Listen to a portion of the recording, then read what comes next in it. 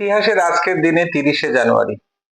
আমাদের 30শে জানুয়ারি একটি ঘটনার জন্য কালো অধ্যায় হিসাবে সমগ্র ভারত তথা বিশ্বে পালন করা হয়ে থাকে। সেটা একদম লাস্টে বলছি।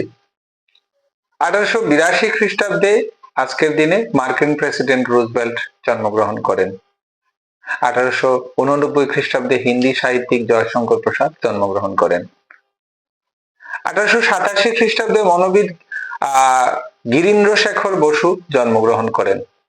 1903 খ্রিস্টাব্দে কলিকাতায় ইম্পেরিয়াল লাইব্রেরির উদ্বোধন হয়।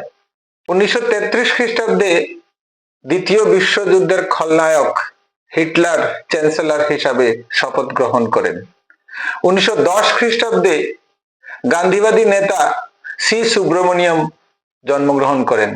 1913 খ্রিস্টাব্দের আজকের দিনে চিত্রশিল্পী অমৃত্য সার্গেল জন্মগ্রহণ করেন। 1992 খ্রিস্টাব্দে দেশ প্রকাশনীর প্রতিষ্ঠাতা ভগবানচন্দ্র দে প্রয়াত হন। 1960 খ্রিস্টাব্দে বিশিষ্ট সাহিত্যিক উপেন্দ্র গঙ্গোপাধ্যায় প্রয়াত হন। 2015 খ্রিস্টাব্দে জন্ম নিয়ন্ত্রণ ট্যাবলেটের আবিষ্কর্তা কার্ল জেরাসি প্রয়াত হন। আর সবশেষে যে ব্যাপারটা বলবো, 1948 খ্রিস্টাব্দের আজকের দিনে আমাদের জাতির জনক মহাত্মা গান্ধী আততায়ীর হাতে নিহত হন। সে আততায়ী আর কেউ নয়, নাথুরাম গডসে। নমস্কার।